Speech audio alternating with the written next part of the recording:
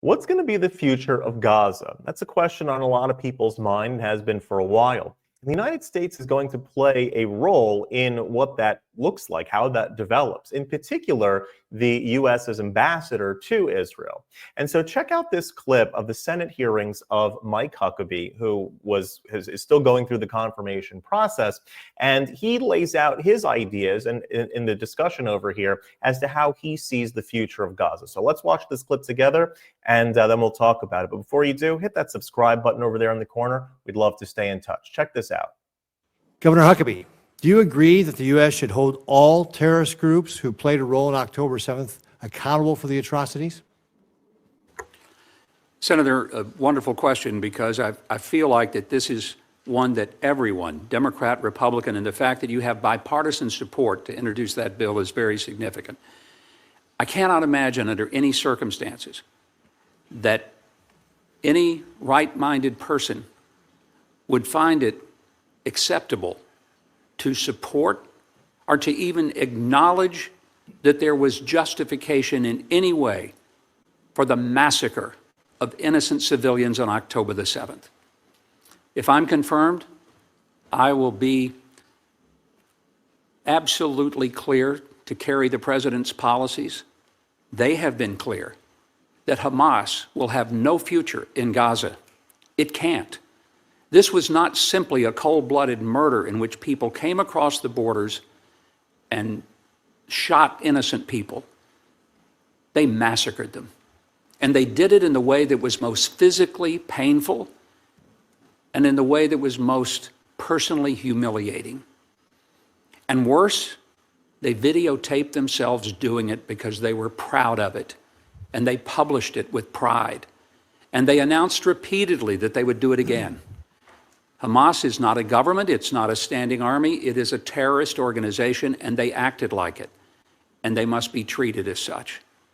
And if confirmed, I would hope that this unfortunate, horrific war that has resulted in many, many deaths, including Americans, the taking of hostages for a longer period of time than even the hostages in 1979 were taken during the Iranian takeover, that all of that could come to an end and there could be accountability for what was done to Jewish people on October the 7th of 2023.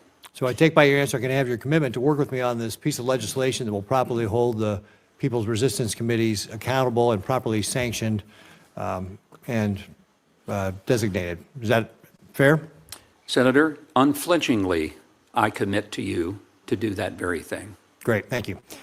Let's move on to the head of the snake, Iran. Right now, the Ayatollah is reeling. Hamas and Hezbollah have been decimated. Iran's been kicked out of Syria, at least for the time being, after the fall of Assad. Tehran's air defensive have been wiped out by the IDF. And thanks to President Trump reimposing maximum pressure, including sanctioning Communist China's teapot refineries, its economy is in freefall. However, it remains to be seen if, out of desperation, Iran will come to the table or sprint to build a nuclear weapon. President Trump has reportedly given Tehran 2 months to deal or risk severe consequences. Needless to say, Iran, being closer than ever to having a nuclear weapon, isn't just a threat to Israel, it's a threat to the United States and global security in general. It cannot be allowed to happen. Do you agree with President Trump that Iran cannot be allowed to have a nuclear weapon? Senator, I appreciate the question because it gives me the opportunity to let you know that I absolutely believe that the president is taking the right course of action. He did it when his first term. The maximum pressure bankrupted the Iranians. It made it impossible for them to fund the Houthis, Hezbollah, Hamas. They didn't have the money. When his term ended and President Biden took office, unfortunately, they relaxed some of those pressures. And the result was Iran had money again. They didn't use it to help their people. They used it to murder people in Israel through the Houthis, through Hezbollah, and through Hamas. I'm grateful to serve a president who recognizes that Iran cannot have a nuclear weapon and that it is better to bankrupt them than it is to bomb them. And Governor Huckabee, you're exactly right. The Trump administration took Iran's foreign reserves down from $122.5 billion down to under $14 billion. That prevented them from funding groups like Hamas, Hezbollah, and the Houthis. So you're exactly right, and this policy of sanctioning them and trying to bankrupt Iran is exactly the right course. So thank you very much, and with that, Mr. Chairman, thank you.